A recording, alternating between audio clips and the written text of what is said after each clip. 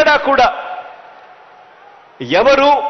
ఎవరికి ఇస్తా ఉన్నాము అనేది ఎక్కడా కూడా వ్యత్యాసం ఎక్కడా చూపించడం లేదు. గతంలో మీ అందరికీ గుర్తుంటుంది, ఏ పథకం కావాలన్నా కూడా మొట్టమొదట అడిగే ప్రశ్న మీరు ఏ పార్టీ వారు అని చెప్పి అడిగే ప్రశ్న.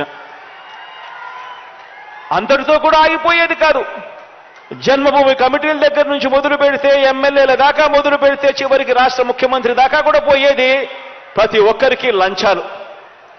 ఈరోజు 2,53,000 కోట్ల రూపాయలు ఎక్కడా కూడా కులం చూడడం లేదు, మతం చూడడం లేదు, ప్రాంతం చూడడం లేదు, వర్గం చూడడం లేదు. చివరికి మీరు ఏ పార్టీ అని కూడా చూడకుండా వారు మన పార్టీకి ఓటు వేయకపోయినా పర్వాలేదు, అర్హత మాత్రమే ప్రామాణికంగా ఈరోజు ప్రతి కుటుంబానికి కూడా నేరుగా పోతా ఉంది. ఎక్కడ లంచాలు లేకుండా, ఎక్కడ వివక్ష చూపకుండా ఈ కార్యక్రమాలు జరుగుతూ ఉన్నాయి. ఇంటింటా కూడా అక్క చెల్లెమ్మల మీద ఇంత బాధ్యతగా ఇంత మమకారం చూపుతా ఉన్న ప్రభుత్వం కూడా మనది మాత్రమే అని చెప్తా ఉన్నా. మహిళా పక్షపాత ప్రభుత్వంగా, అక్క చెల్లెమ్మల ప్రభుత్వంగా ఈ 56 నెలల కాలంలో మీ బిడ్డ ప్రభుత్వం మహిళా సాధికారత కోసం ఏం చేశామో అన్న విషయాల మీద కేవలం 4 మాటల్లో మీ అందరికీ కూడా తెలియజేయాలని అనుకుంటా ఉన్నాను. ఈ 56 నెలల పాలనలోనే ఒక్క జగనన్న అమ్మఒడి అనే ఒకే ఒక పథకం ద్వారా అక్షరాల 57 లక్షల మంది తల్లులకు మంచి జరిగిస్తూ వారికి ఇచ్చిన సొమ్ము అక్షరాల 26,067 కోట్ల రూపాయలు ఒక్క వైఎస్ఆర్ అమ్మఒడి అనే ఒకే ఒక్క పథకం ద్వారా నా అక్క చెల్లెమ్మల కొరకు, ఆ అక్క చెల్లెమ్మల పిల్లల బాగు కొరకు ఖర్చు చేసిన సొమ్ము. ఇదే 56 నెలల్లోనే ఒక్క వైఎస్ఆర్ ఆసరా ద్వారా 79 లక్షల మంది నా పొదుపు సంఘాల అక్క చెల్లెమ్మలకు మేలు జరిగిస్తూ, ఆ అక్క చెల్లెమ్మలకు వారిని చెయ్యి పట్టుకుని నడిపిస్తూ కుదేలైపోయిన సంఘాలన్నీ కూడా కాపాడేందుకు, గ్రామీణ వ్యవస్థలో వాళ్ళను నిలబెట్టేందుకు అక్షరాల 25,500 కోట్ల రూపాయలు ఆ అక్క చెల్లెమ్మలకు ఇవ్వడం జరిగింది. 79 లక్షల మంది నా అక్క చెల్లెమ్మలకు. ఈ 56 నెలల కాలంలోనే ఒక్క వైఎస్ఆర్ చేయూత అన్న ఒకే ఒక పథకం ద్వారా 45 సంవత్సరాల నుంచి 60 సంవత్సరాల మధ్యలో ఆ వయసులో ఉన్న నా అక్క చెల్లెమ్మలకు మంచి జరిగిస్తూ గతంలో ఎప్పుడూ చూడని విధంగా ఏకంగా 31,23,000 మంది నా అక్క చెల్లెమ్మలకు, నా ఎస్సీలు, నా ఎస్టీలు, నా బీసీలు, నా మైనారిటీలు అనంటూ నా అక్క చెల్లెమ్మలు బాగుండాలి, వాళ్ళ ముఖాన చిరునవ్వును చూడాలి అని వాళ్లకు తోడుగా నిలబడుతూ ఒక్క వైఎస్ఆర్ చేయూత అన్న ఈ ఒక్క పథకం ద్వారా ఆ అక్క చెల్లెమ్మలకు ఇచ్చింది మరో 14,129 కోట్ల రూపాయలు ఇవ్వడం జరిగింది. ఒక్క వైఎస్ఆర్ చేయూత అన్న ఒక్క పథకం ద్వారా ఈ 56 నెలల కాలంలోనే నా అక్క చెల్లెమ్మలకు తోడుగా ఉండాలి, నా అక్క చెల్లెమ్మల ముఖాన చిరునవ్వు చూడాలి, నా అక్క చెల్లెమ్మలకు కూడా ఉండడానికి ఒక గూడు ఉండాలి అని ఆరాటపడుతూ ఏకంగా 31 లక్షల అక్క చెల్లెమ్మలకు మంచి జరిగిస్తూ వాళ్లకు ఇళ్ల పట్టాలు ఇవ్వడమే కాకుండా అందులో 22 లక్షల ఇళ్ల నిర్మాణం కూడా చేస్తున్నది కూడా కేవలం మీ బిడ్డ ప్రభుత్వమే అని చెప్పి కూడా చెప్పడానికి సంతోషపడతా ఉన్నాం. ఈ కడతా ఉన్న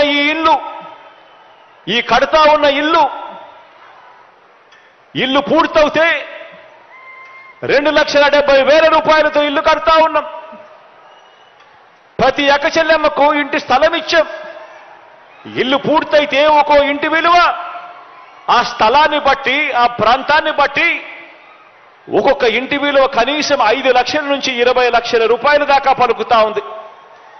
అంటే ప్రతి అక్క చెల్లెమ్మ చేతుల్లోనూ ఏకంగా 31 లక్షల అక్క చెల్లెమ్మల చేతుల్లోనూ వాళ్ళకి ఇస్తా ఉన్న ఆస్తి విలువ కనీసం అంటే 2-3 లక్షల కోట్ల రూపాయలు ఒక్క ఒక్క ఇళ్ళ నిర్మాణము, ఇంటి స్థలాల వల్ల ఆ అక్క చెల్లెమ్మలకు ఇస్తా ఉన్న విలువ. ఈ 56 నెలల్లోనే అక్క చెల్లెమ్మలకు 0 వడ్డీ కింద ఆ అక్క చెల్లెమ్మలను తమ కాళ్ళ మీద తమ నిలబెట్టేందుకు ఏకంగా 1,05,00,000 మంది అక్క చెల్లెమ్మలకు మంచి జరిగిస్తూ వైఎస్ఆర్ 0 వడ్డీ కింద ఇచ్చినది అక్షరాల 4,968 కోట్ల రూపాయలు ఈ ఒక్క పథకం ద్వారా మాత్రమే ఇచ్చింది. అక్క చెల్లెమ్మలకు మంచి జరిగిస్తూ ఈ 56 నెలల కాలంలోనే అక్షరాల 25,40,000 మంది తల్లులకు మంచి జరిగిస్తూ ఆ తల్లుల పిల్లల కోసం వారికి మంచి జరగాలి అని తాపత్రయంతో విద్యా దీవెన కింద 11,900 కోట్ల రూపాయలు ఇస్తే వసతి దీవెన కింద మరో 4,275 కోట్ల రూపాయలు నా అక్క చెల్లెమ్మలకు మంచి జరిగిస్తూ వాళ్ళ పిల్లలు బాగా చదవాలని, ఆ పిల్లల చదువుల కోసం ఏ తల్లి తండ్రి కూడా అప్పుల పాలు కాకూడదు అని తాపత్రయంతో అడుగులు వేస్తూ మీ బిడ్డ ప్రభుత్వం అడుగులు ముందుకు వేసింది అని చెప్పడానికి గర్వపడతా ఉన్నా. వీటి అన్నింటితో పాటు నా కాపు అక్క చెల్లెమ్మలకు ఈ 56 నెలల కాలంలోనే కాపు నేస్తం కింద 2,028 కోట్లు ఇచ్చాం. నా పేద ఓసీ అక్క చెల్లెమ్మలకు మంచి జరిగిస్తూ ఈబీసీ నేస్తం కింద మరో 1,257 కోట్ల రూపాయలు వారి సాధికారతకు కూడా అందించినది కూడా మీ బిడ్డ ప్రభుత్వమే అని కూడా చెప్పడానికి గర్వపడతా ఉన్నా. స్పెషల్ స్టేటస్ వస్తే, ఆంధ్ర రాష్ట్రానికి స్పెషల్ స్టేటస్ వస్తే ట్యాక్స్ రిడక్షన్స్ వస్తాయి, రాయితీలు ఇన్సెంటివ్స్ వస్తాయి, పరిశ్రమలు వస్తాయి. పరిశ్రమలు వస్తే మన బిడ్డలకు ఉద్యోగాలు వస్తాయి. కానీ 10 సంవత్సరాలైనా స్పెషల్ స్టేటస్ మాత్రం ఆంధ్ర రాష్ట్రానికి రాలేదు అనడం కంటే పాలకులు తేలేకపోయారు అనడము కరెక్ట్. ఉత్తరాఖండ్లో స్పెషల్ స్టేటస్ వస్తే 2,000 కోట్ల పరిశ్రమల స్థాపన జరిగింది. దాంతో ఉద్యోగ అవకాశాలు 500% పెరిగాయి. హిమాచల్ ప్రదేశ్లో స్పెషల్ స్టేటస్ వాళ్ళకి ఇస్తే 10,000 పరిశ్రమల స్థాపన జరిగాయి. మరి మనకుందా స్పెషల్ స్టేటస్? ఎందుకు లేదు స్పెషల్ స్టేటస్? ఎందుకంటే పాలకులు స్పెషల్ స్టేటస్ తేవడంలో విఫలమయ్యారు, వాళ్ళకు చేత కాలేదు కాబట్టి. కాంగ్రెస్ పార్టీ ఆ రోజు స్పెషల్ స్టేటస్ 5 సంవత్సరాల కోసం ఇవ్వాలి అంటే బీజేపీ పార్టీ ఏమంది? 10 సంవత్సరాలు ఇవ్వాలి అని ఎలక్షన్లలో ఊదరగొట్టారు. 10 సంవత్సరాలు ఇస్తాము మేము అధికారంలోకి వస్తే అని. ఇక చంద్రబాబు గారు అయితే 15 సంవత్సరాలు మాకు స్పెషల్ స్టేటస్ కావాలి అని కొట్లాడాడు. ఇదే చెప్పాడు, 15 సంవత్సరాలు స్పెషల్ స్టేటస్ కావాలి, అందుకే నేను బీజేపీ పార్టీతో పొత్తు పెట్టుకుంటున్నా అని బీజేపీ పార్టీతో పొత్తు పెట్టుకున్నాడు.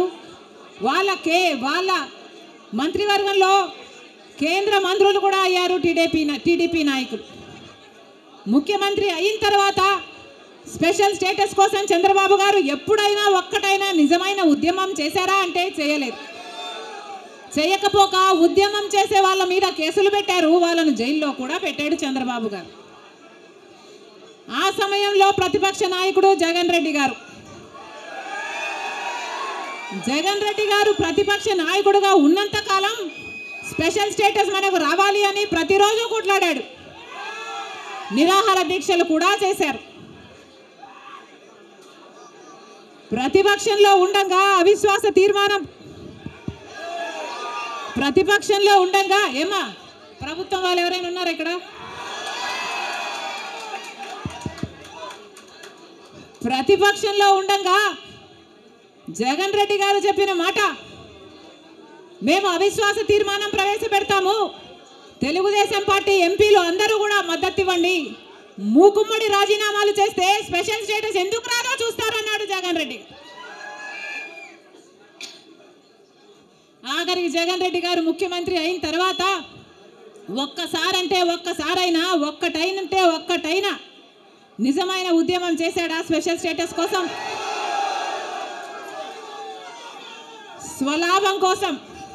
స్వలాభం కోసం రాష్ట్ర ప్రయోజనాలను తాకట్టు పెట్టింది వైసీపీ.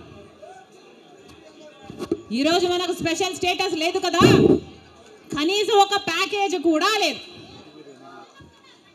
ఉన్న ప్రభుత్వమైనా ప్రతిపక్షమైనా ఒక్కటంటే ఒక్క నిజమైన ఉద్యమం చేసింది లేదు. ఈరోజు మనకు స్పెషల్ స్టేటస్ లేదు అంటే ఆ పాపం ముమ్మాటికి చంద్రబాబు గారిది, ముమ్మాటికి జగన్ రెడ్డి గారిది. స్వలాభం కోసం ఇద్దరు ప్రజల ప్రయోజనాలను తాకెట్టు పెట్టారు. టీడీపీ అంతే, వైసీపీ అంతే, దొందే. అమరావతి రాజధాని అమరావతి అన్నాడు చంద్రబాబు గారు, సింగపూర్ను చేస్తానన్నాడు. 3D గ్రాఫిక్స్ మొత్తం గుర్తుందా? 3D గ్రాఫిక్స్ చూపించాడు చంద్రబాబు గారు. పోనీ అమరావతి రాజధాని అయిందా అంటే అది కాలేదు. జగన్ రెడ్డి గారు వచ్చారు, ఒకటి కాదు 3 రాజధానీలు అన్నారు. పోనీ 3 రాజధానీలు అయ్యాయా అంటే ఒక్కటి కూడా లేదు. ఈరోజు మనకు రాజధాని ఏది అంటే ఏదో మనకే అర్థం కాని పరిస్థితి. ఒకటైనా ఉందా అంటే ఏదీ లేదు, ఒకటి కూడా లేదు. మరి ఏమి సాధించుకున్నట్టు? పోలవరం ప్రాజెక్ట్ ఎప్పుడో 1941లో పోలవరం ప్రాజెక్టు కట్టాలనుకుంటే సాధ్యపడలేదు.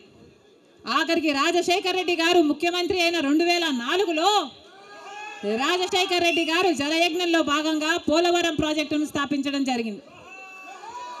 రాజశేఖర్ రెడ్డి గారు ముఖ్యమంత్రిగా ఉండగా పోలవరం ప్రాజెక్టు చెందిన కుడి ఎడమ కాలువల పనులు కూడా చాలా శాతం చేశారు రాజశేఖర్ రెడ్డి గారు. మన దురదృష్టం రాజశేఖర్ రెడ్డి గారు వెళ్ళిపోయారు. ఆయన చనిపోయాక మళ్ళా పోలవరం ఒక్క అడుగు కూడా ముందుకు పడలేదు. చంద్రబాబు గారు పోలవరాన్ని తాకట్టు పెట్టారు బీజేపీ దోస్తీ కోసము. ఇటు జగన్ రెడ్డి గారు బీజేపీతో దోస్తీ కోసం పోలవరాన్ని తాకట్టు పెట్టారు. అంతేకాదు బీజేపీ అధికారంలో 10 సంవత్సరాలు